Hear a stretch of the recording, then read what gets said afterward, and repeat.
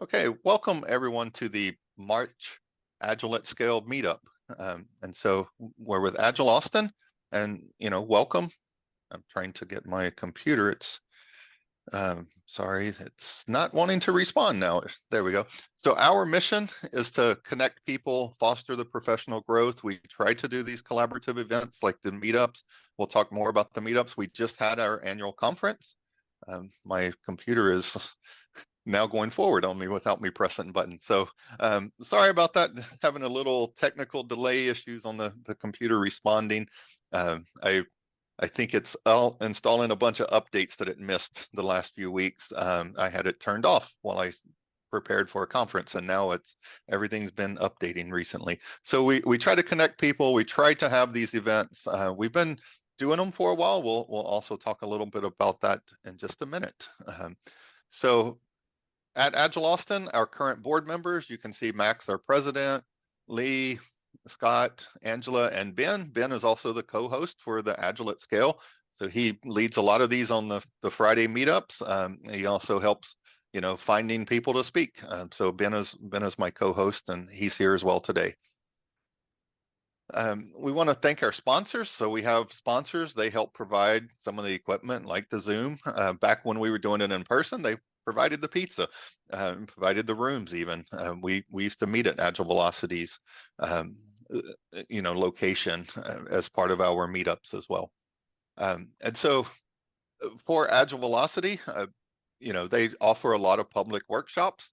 And as members and support, they give Agile Austin as a code, you get 15% off of those public workshops that they offer. So they have a lot out there that they do around, whether it's product owner, Scrum, path to agility, all kinds of trainings that are out there and available. And we couldn't do this without our sponsors. And so if you work somewhere and consider being a sponsor, please consider. There's contact information on here, so you can see the contact at agileaustin.org if you're wanting to be a sponsor, or if you want to be a member. Membership is cheap, $35 for an annual membership. That gives you access to Slack. There's some discussions. People post questions. People post jobs. So it's a nice place to go and be a member inside of it. You can also vote for the board members. You can sit on the board. And then there's special events and other training discounts that may apply as well for membership. We have a bunch of meetups. We call them SIGs, the special interest groups, but these are the meetups that we have. So we are the Agile at Scale. Again, Ben and I have been doing this for a while. Coming soon, we have a product and AI one. So that will be starting up very soon, and it'll get announced soon, and when they're meeting and those kind of things. And so we'll be getting more information about that one in the near future.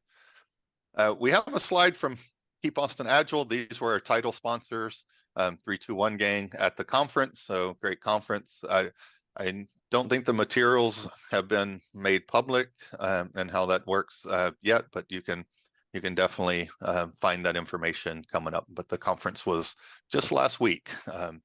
Again, we're the Agile at Scale SIG, so we talk about things from large organizations, and what are those challenges and ways to address it.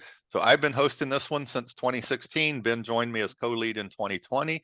Johanna, our speaker today, was my first experiment with a remote speaker. So somewhere in 2017 or 2018, I don't remember when, we were still meeting in person as a meetup, but we brought her in as a remote speaker.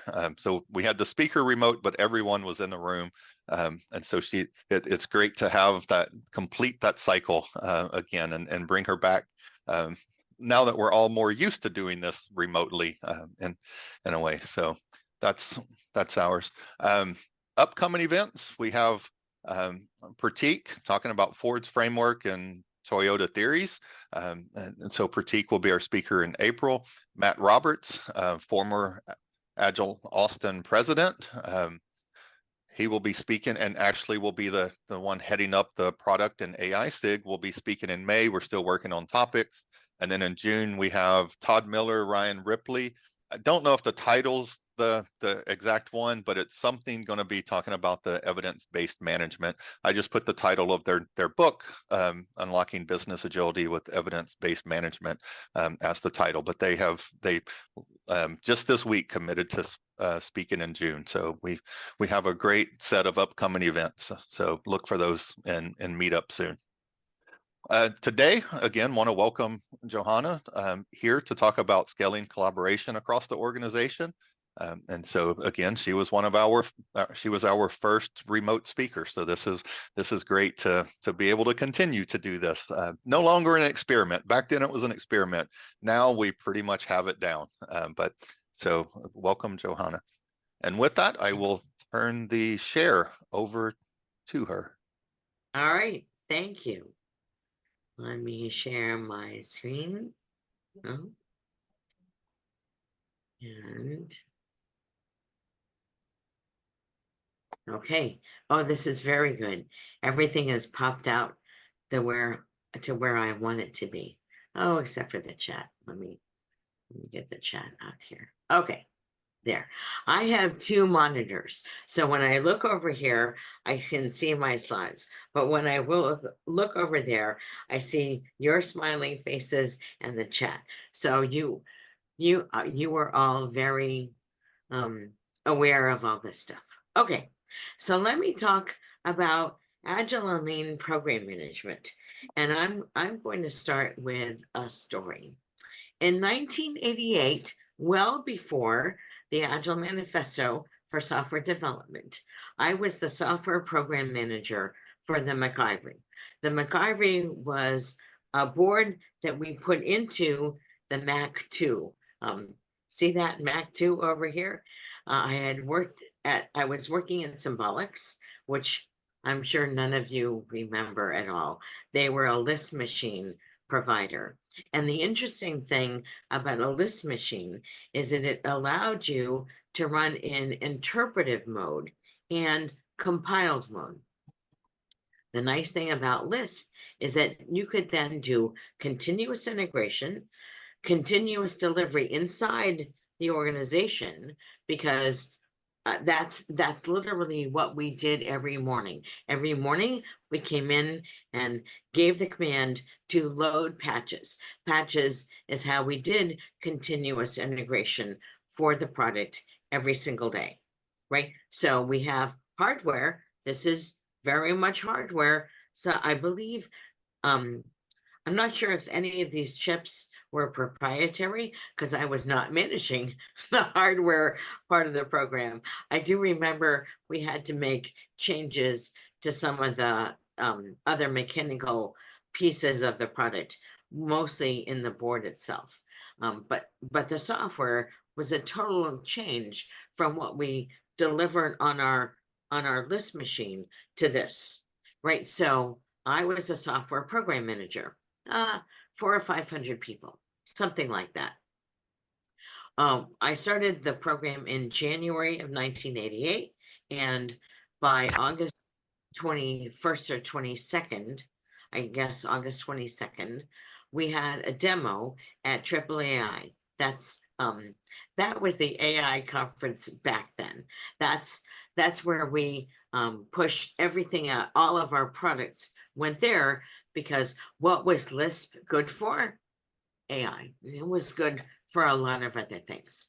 So think about this. In 1988, I was doing continuous integration with full-fledged feature teams across the program, several hundred people, and I was a software program manager. I actually did not have any project managers or other program managers working for me. I was the one with all these software people. I don't know if you know anything about MIT or the kinds of people that go there. And I have not asked enough about the technical universities where you are, but I am sure that the people you know who are very smart also might be a little arrogant and did not want anybody, especially not this short woman, to tell them what to do. So I did not. Instead, I asked them every month, what could I depend on them delivering? Just one thing, right? One feature, what would they deliver this month in terms of features and products, all that stuff. And at first, everyone said, oh, Johanna, we can't possibly deliver something every month. And I said, look, we got 9 months to deliver this thing. We have to show something at AAAI. You need to tell me what you are going to deliver. Because I don't care what it is, but if we cannot see progress, at least as often as every month, we will fail. And that's when they said, fine. So I had a whiteboard in my office, and every so often people wandered into my office. They put yellow stickies up. They said, and then if they said, we will deliver this thing on this week, this thing a couple weeks later, et cetera, et cetera. And then they used red highlighting, red pen when they had dependencies with anybody else. Now, this is a platform, right? The hardware was not going to be available for us until 4 or 5 months through the product. Well, I should say through the program. So what would we do instead? We use simulations, and that allowed us to test all the interdependencies as we proceeded. Was this easy? No, not a chance. However, we were able to ship up everything the week before the conference and then show the demo at the conference. Was everything working at the conference? No, but a whole lot more was, and that surprised everybody, except maybe for all of us technical people. So if we think about what worked with that program, which is supposedly before Agile, right? Certainly not after the Agile Manifesto for software development. Several things worked. We had a very clear program vision. We knew what we had to deliver when we had to deliver it, right? We wanted to deliver more, but we were able to deliver at least this much. Since everybody told me what they were going to deliver, people really had clear deliverables. And because we had continuous integration and almost everybody was part of a feature team, there were no component teams in this program. They were able to start delivering something daily. We had a rigorous culture of unit tests and system tests. Now, we were not smart enough to do unit tests before we wrote the code. Very few people are. That's fine. But we had a culture of pervasive testing. And we really had a lot of respect and trust across the organization. I trusted people to deliver what they said they would deliver. And notice, I did not demand or ask for a specific commitment. I asked for a commitment. That's a very, very different thing. That's not push planning, it's pull planning. And that's something that works very well. So when I talk about program management, I talk about, this is the program of concurrent projects that I used as a way to manage the McIvory. We had several projects results coordinating into one deliverable.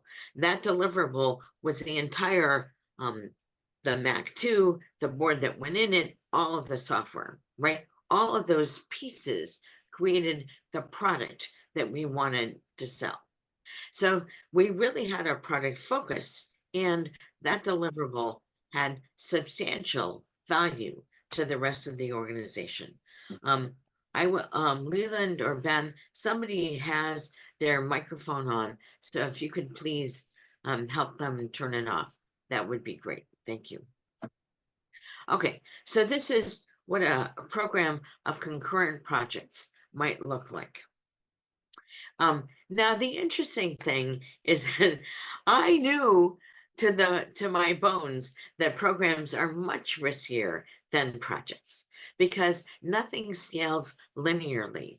Right? Imagine you have a 3 to 6 month project, even a 9 month project, as we had in the McIvory, right? But a single project with even if you have 2 or 3 teams, that's not a linear scale to several hundred people. And there are plenty more risks. The overall duration for the program makes it much riskier. Now, because we had a show, we had a much smaller duration, which I really think helped focus people and manage the risks. But every project had its own risks. Every every interim product, right? If you think about, we had layered products like Fortran and oh God, Prologue, and I don't even remember all the language layered products, but I do remember all the networking. This is before TCP/IP and FTP were part of every single operating system. So we had to roll our own for TCP/IP and FTP, right? All, all of the networking that we take for granted right now. We had those as layered products. That means we had feature risks. I should say product-based feature risks for all of these layered products. And then all of the integrations, all of those create more risks for programs than typical projects have. Now, there's a lot about process and scaling process these days. And you cannot trip over anybody in the Agile community until you hear the word framework or method. I will not give you a framework or a method.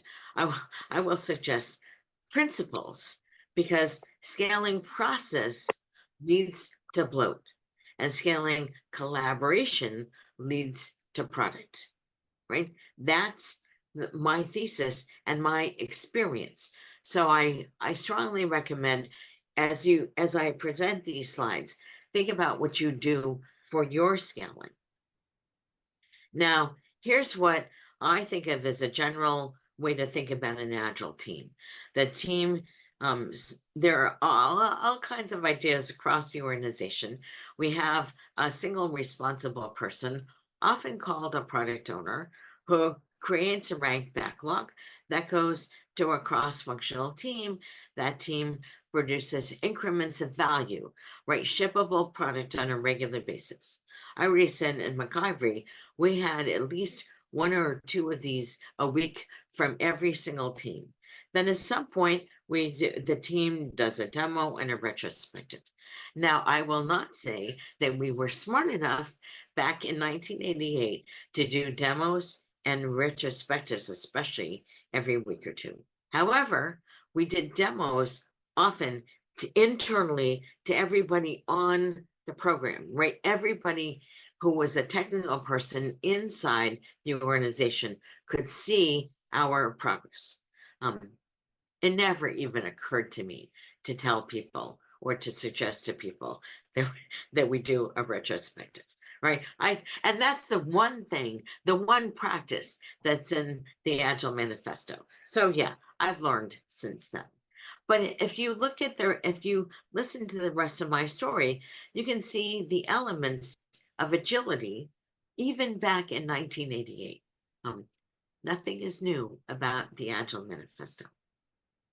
So if I think about scaling agility from one to many teams, it's all about how teams manage how they work. And the more teams have autonomy, the easier it is for them to work. That's one of the reasons I did not demand what they deliver. I only demanded that they deliver, right? There's a very big difference from demanding a specific feature or feature set in a given time frame to demanding, I want to see progress from your team. Tell me what you will deliver so we can all look at it, so we can all use it in the product as we develop it, right? That's the whole point of autonomy. When teams collaborate across the program, they are much more likely to create a product that we are able to use from day one, maybe only internally, but from the very, very beginning. And exploration is key.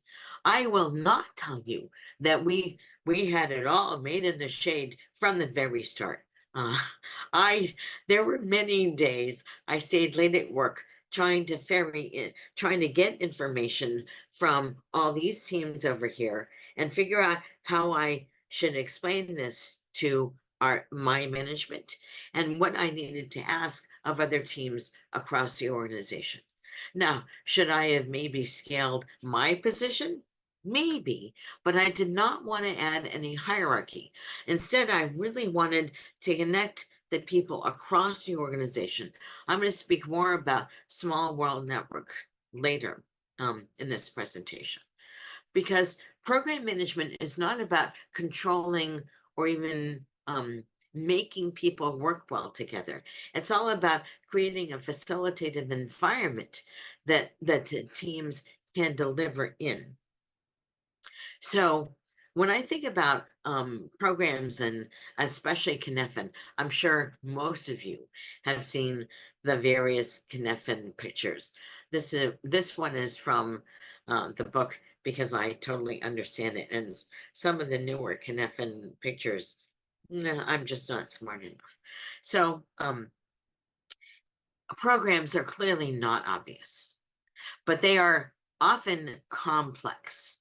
And the more teams you have, the more layers you have in your product, such as if you have hardware, if you have firmware, if you are integrating anything from another vendor, you have a complex program.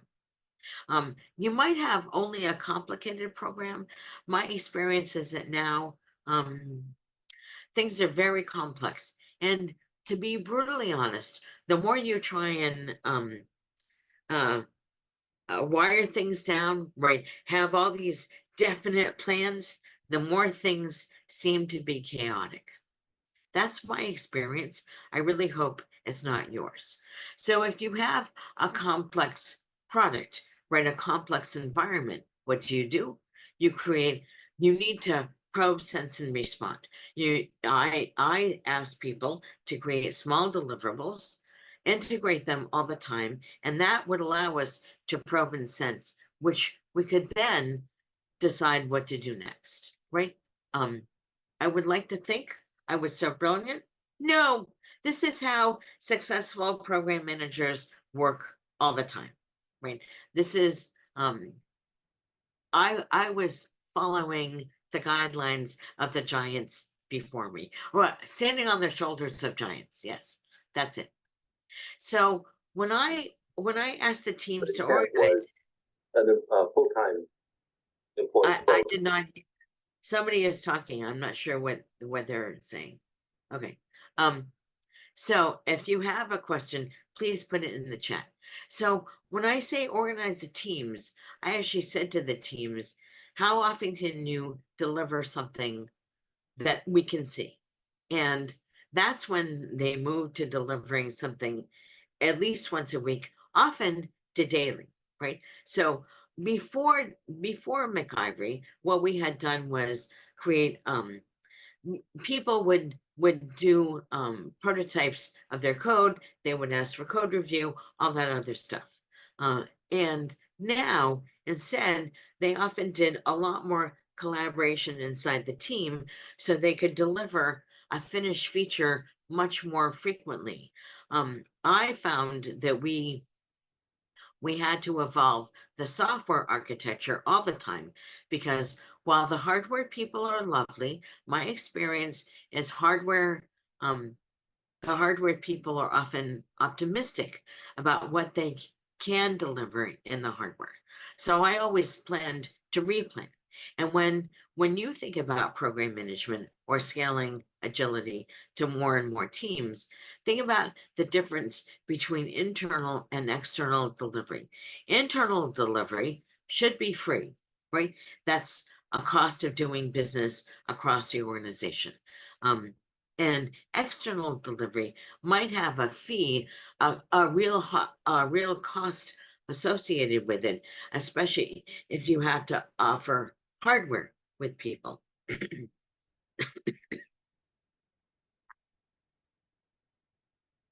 So one thing I really wanted was to have this visual of product progress. That's why I asked everybody to tell me what they thought they would deliver on a regular basis. And we also needed very free-flowing information around the program. And that meant we could not have a hierarchy. I don't know what I would have done if I had to wait for Scrum Masters or project managers to escalate issues up to the program team. First, I much prefer flatter organizations. But secondly, that would have taken time we did not have. So think about how you can visualize your product's progress and how you can have information around your organization. But first, I have a question for you. So put in the chat, what's the most effective way for your organization to pass around information in minutes or hours? I'm going to take a drink of water while you put something in the chat.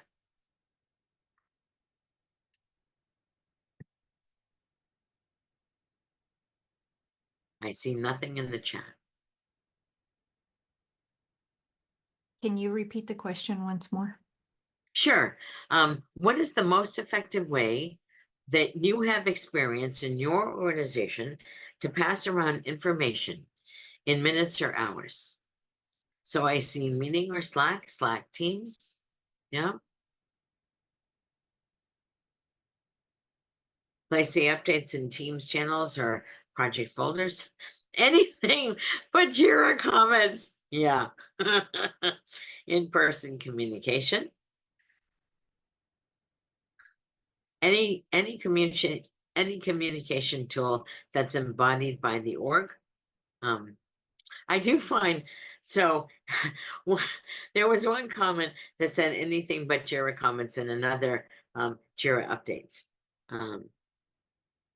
Okay, so there's a bunch more comments here, but I just say all these asynchronous communication channels are very helpful. I have another suggestion for you. And maybe that's because I am more of an extrovert than possibly all of you. But I have seen the rumor mill really be much, much faster than any kind of real official communication channel. I mean, I am in several Slack channels professionally, and I check them once a day. But if somebody sends me an email, or back when we were in person, if somebody stopped by my office then and said, "Did you hear what Dave just said?" And I would say, "No, tell me what Dave just said." That I find that the rumor mill is extremely effective. And if I can give you another example, kind of from our real life right now, poor Princess Kate, she had some kind of a surgery a couple of months ago. She's been recuperating, and there were all these rumors about what's wrong with her now, all because she claims to have photoshopped a picture. So notice what I said, claimed to have photoshopped a picture. I don't even know if that's real, right? So when we don't know, we make up stories. Those made up stories are the rumor mill. And now all of us are gossiping about this poor woman who is in another country, right? It does not matter where you are. Everyone, well, at least the news is talking about this. So think about the rumor mill in your organization. And I find that that's even more effective than any formal communication channel. So Saruchi is asking in the chat, face-to-face is the best way, however, not possible all the time based on the team's geographic location. That is true, and we have a way to get over that lack of face-to-face communication. And that's with small world networks. When Mark Kilby and I wrote From Chaos to Successful Distributed Agile Teams, we talked about the back channel. A back channel is not necessarily a formal communication mechanism, but it allows two people to talk to each other whenever they want to. And that's the point of the small world networks. So think about your team and think about if you have the kind of team where, 5 or 6 or 7 or 8 people, a couple of them are connected to other teams, a couple of them are connected to another couple of teams. So this team out over here to my very left that I'm circling right now is not very connected to many teams. However, these teams on the upper right are connected to many, many teams. And through those teams, they can get to other teams. So not everybody has to be connected to everybody else. You always get a choice. And the more back channels you have, now that we have more hybrid kinds of distributed teams where we cannot know who is in the office at any given time, the more we need small world networks. And the nice thing about programs is that programs, by definition, because they have so many people, it's not possible, well, rarely possible, for all of them to be together. They are not co-located, even if they are all on the same floor of one office building. And I would stipulate, I have never seen one program all on the same floor of one office building. So even if you're all in Austin, you're on several floors, more likely several buildings, and even more likely now distributed across time and space. So the small world network allows you and your team to take advantage of the network and not have to go up and over to solve problems and ask questions, right? Up and over requires a hierarchy. I am kind of allergic to hierarchies, as those of you who've read my writing already know. I have not found some hierarchies are useful. Hierarchies in product development tend to create impediments, not to speed the delivery of products, right? That's why I'm not so excited about hierarchies in programs. Now, if you think about exploiting in the best sense of the word, small world networks, that's where feature teams take the responsibility to deliver something useful on a regular basis.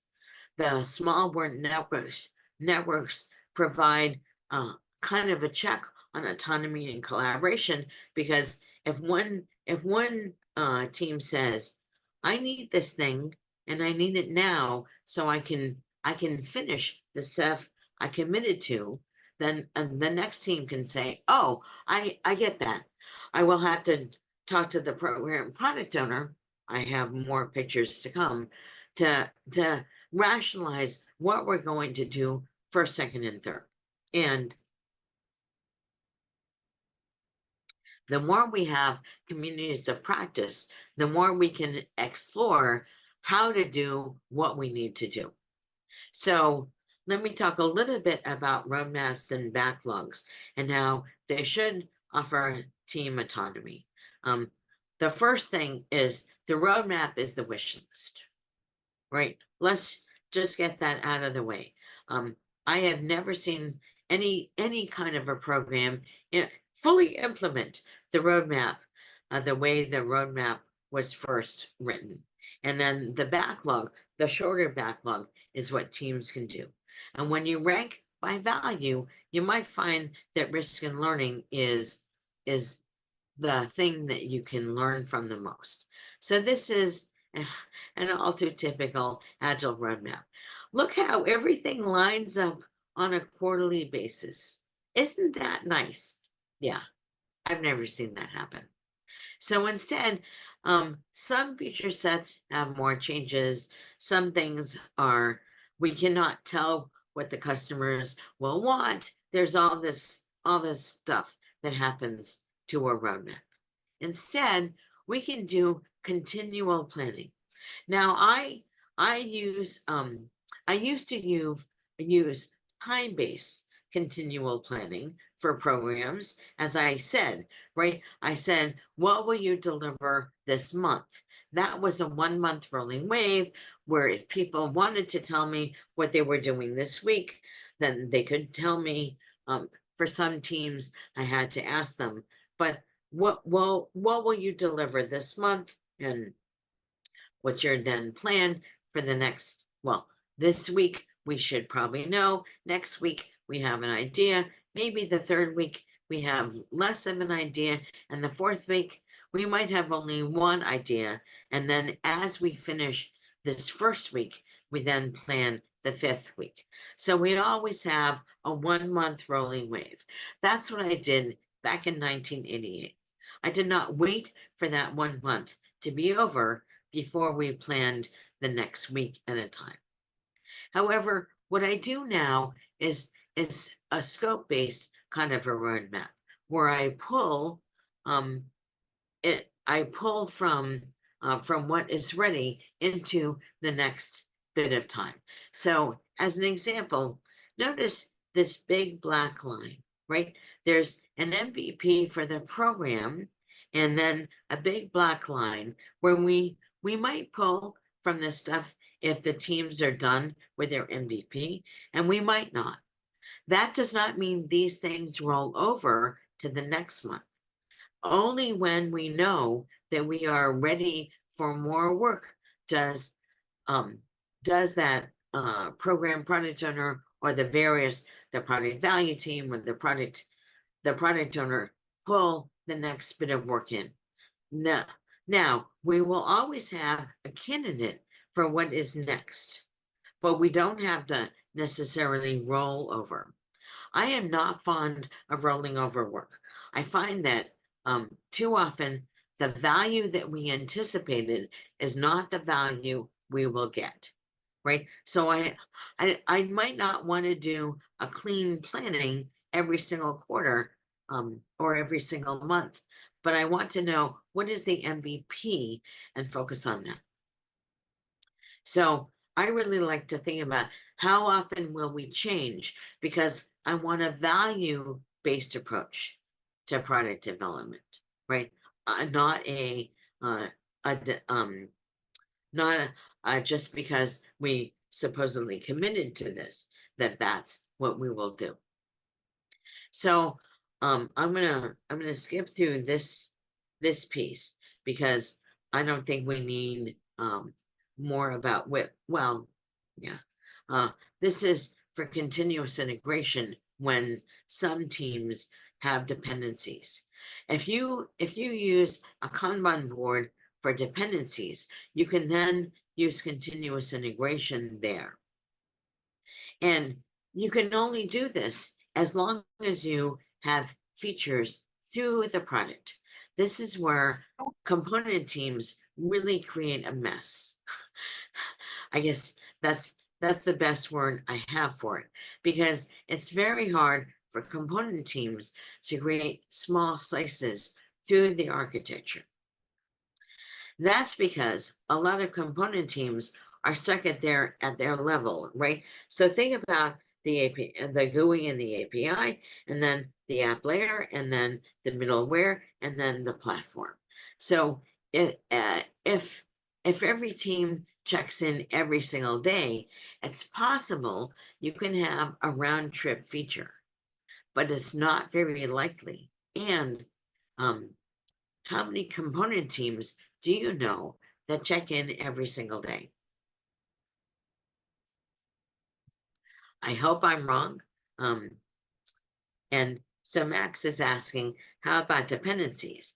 I've noticed that in large scale lean roadmap planning, aligning dependencies is very, very challenging. So if you have independent feature teams, you don't have to worry about dependencies. right? Everybody can do what they need to do. Let me see if I have an architecture picture here. I don't.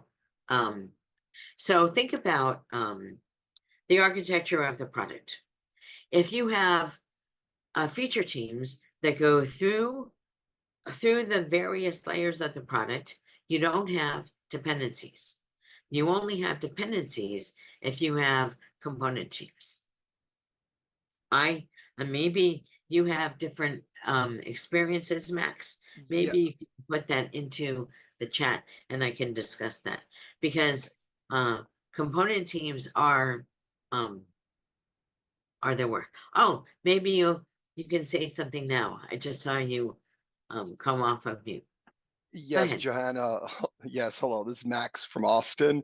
And I just think that in my 23 plus years in corporate America, every large enterprise I've been at, dependencies have always been the problem because we do not have feature teams.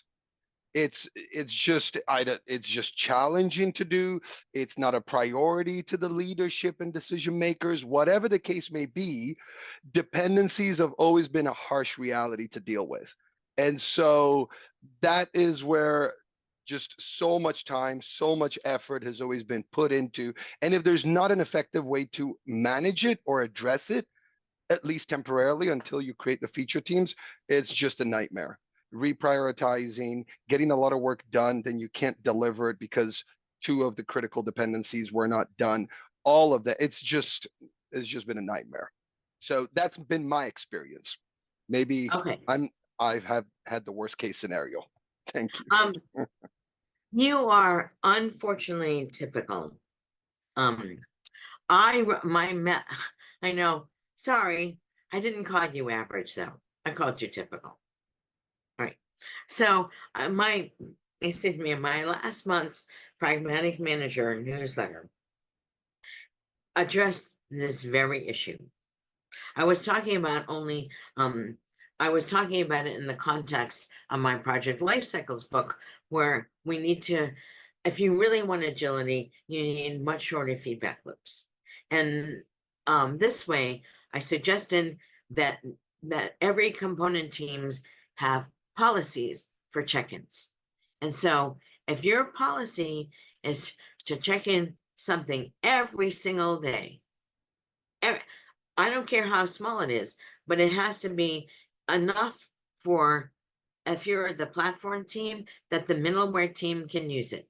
And that if you're in the middleware, the app layer can use it. And then the GUI can use it. But that means every single team has to coordinate through the backlog. What does that mean? That for all these component teams work on one feature at a time through one product backlog, right? Now, this is not what organizations want to do. That's why their WIP is so high. So you have to break the cycle.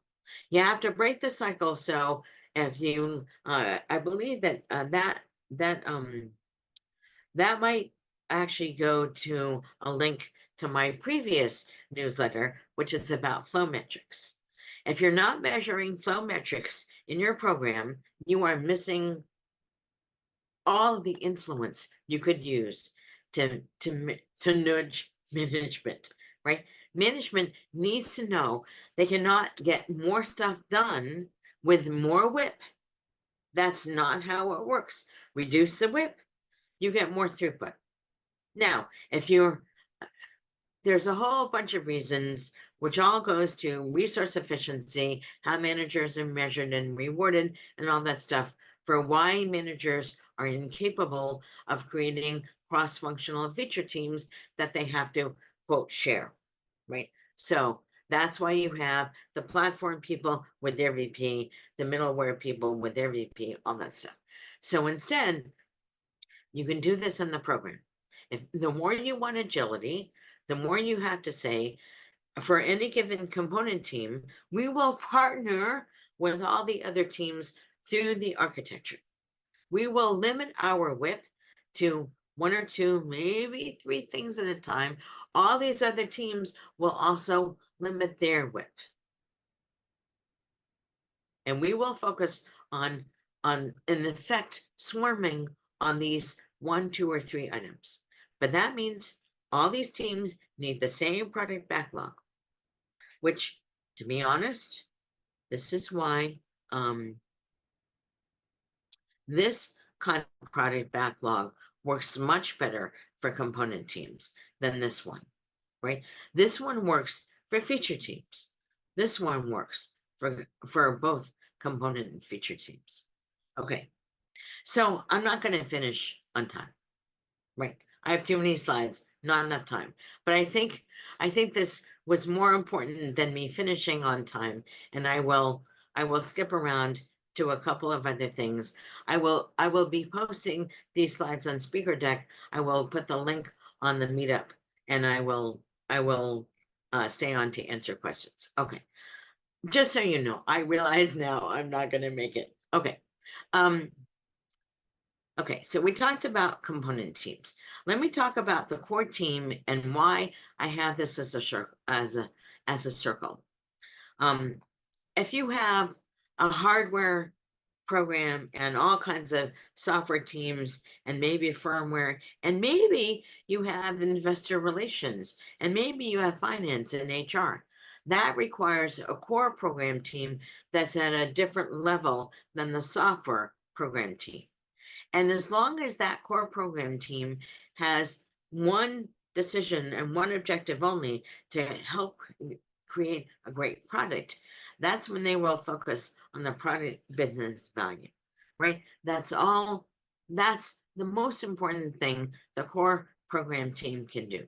Now, too often that organizations confuse this with a software program team. The software program team is all about removing obstacles for the technical teams. Do I wish they were all feature teams? Absolutely. But this is where, so let me pop back up the stack and talk a little bit about the McIvory. I had a program team where I worked with the hardware and the software architects. They are not like the hardware and software architects I see now. They were guiding, those architects guided the business value of the entire product, not telling people what to do. And we had communities of practice across the organization. So we were not smart enough to have a product owner kind of a person. Instead, we had a product manager, and I worked with the architects and some of the leads, and the program manager, I should say the product manager, to figure out what was going on inside the program. We had a bi-weekly meeting at the beginning and then a weekly meeting later on. It's all about what did we need to do to create a product that would work, right? We were very focused on the product. That's because all these other intermediate milestones don't do anything for you unless you have a product at the end. Now, let me talk a little bit about seeing program progress. I happen to like a whole lot of measurements that are about finishing the work. So that's why I said cycle time for demos and the features. What I find is that I never ever do burn down charts for stories or and especially not for story points. That does not make any that's not useful in any way. However, I really like the product backlog burnout chart. So in intermediate times, if you use iterations, that's fine. You might have, these are all feature sets. FS means feature set. So this particular program only has 3 feature sets. Yes, it was also too much to put on one slide and still have people understand.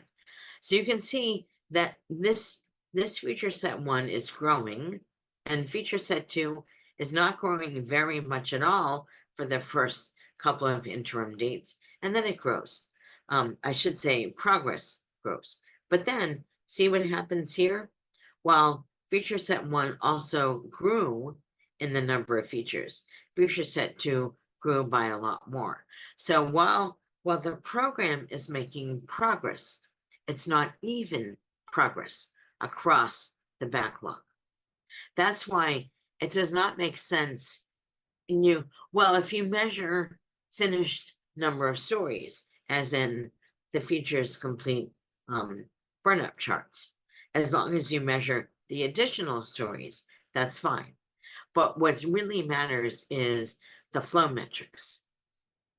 Looking at the WIP and all the work in progress, looking at cycle or lead time, how long the work takes, how much work actually goes through your pipe. And that's why, Max, component teams are so hard, because the pipe is very small. Everyone is working on their own stuff. The WIP is way, way, way too high. And that means everything gets very, very old. So I have a lot more suggestions for metrics on my blog and in the book, all that stuff. But if you're thinking about larger work where you need multiple teams, the flow metrics are the only measures that matter. None of the other metrics matter, and especially relative estimation. Nobody needs relative estimation. Nobody cares about relative estimation except maybe the teams. That's why managers are always asking you, well, when will it be done? Relative estimation does not answer that question. Cycle time, throughput, all this stuff with Little's law, that answers that question. So if you have a larger effort, it's all about scaling collaboration, because if you use small world networks of collaborative teams, release often enough, and I like daily releasing, you can see the product progress. You can reduce the risk and experiment for the feedback. Program management is not, you committed to this and now you do that. No, no, no. Program management is all about facilitating the environment. So that they can, maybe program managers remove impediments, but the team can finish its work. It's really agile and lean all the way down, with much more of an emphasis on lean. So I have all these books. This presentation is from the Agile and Lean Program Management book. It's all in, it's in everything. I will be pulling the audio from Audible as soon as I get my Shopify store up, because I don't do business with jerks. Let me just say that. So Audible is a bit of a jerk. I invite you to stay in touch with me. If you liked that Pragmatic Manager newsletter, I got a lot more just like it, and I hope that you link with me on LinkedIn. I'm going to stop the share and see what other questions you have, so I can maybe finish on time. Okay, other questions, please.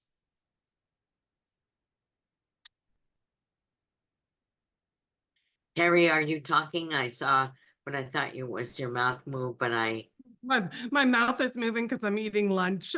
Oh, good for you. But I was Good for you. also super appreciating I don't work with jerks. I was like, amen to that. Thank you. You're welcome. Yeah. Yeah. And super appreciating the flow metrics too. Because I think we hear about so many different kinds that it's like, which ones do we want to really, which ones matter? So cut through the noise. Let's get to what matters. Well, anyway. Yeah. Yeah, I am pretty sure I have, is that in there? And yeah, we have a lot of recordings of people talking flow metrics, and if anyone knows me, that's all I like to talk about as well. So that's why I gave the applause whenever you were talking about them. So. Oh, well, yeah. So we've had like Daniel Vacanti on, some of the others that talk a lot of flow metrics. So yeah. Yeah, I'm really glad Dan wrote all of those books. Mm-hmm. here's the previous month's newsletter. Okay. Yep. So, yeah, the more I will be sharing the slides. Excuse me. I will put them up on Speaker Tech but probably after I eat lunch and share the URL on the meeting page, and I will Leland, I will probably also send them to you. So Okay, sounds good. Yeah, and we'll also have this recording on our YouTube channel soon. Yeah. And by the way, I did look it up. We had you back in May of 2019 as our remote speaker, and so it was about the chaos, the distributed teams, yes. successful distributed teams. So, Uh-huh. Yeah. Yeah, that's right when That's kind of cool that you did that in 2019, thinking about distributed teams all right before the crazy happened. How cool is that? Yeah, it was our first experiment with a remote speaker right back then. So that's awesome. And that's when Mark Hilby and I wrote that book, nobody envisioned COVID in 2019. It was all about how could we make these things work. And so Max, I had written the program management book in 2016, and I was still seeing all these really weird component teams, right? The poor testers in India and other people across Europe, and then with California and China. That's not a team. I don't know how you make that work, but that's what I was seeing. So that's when I asked Mark Kilby to please write the book with me, because yeah, it was just not going to work. Yeah. Other questions about scaling collaboration or program management?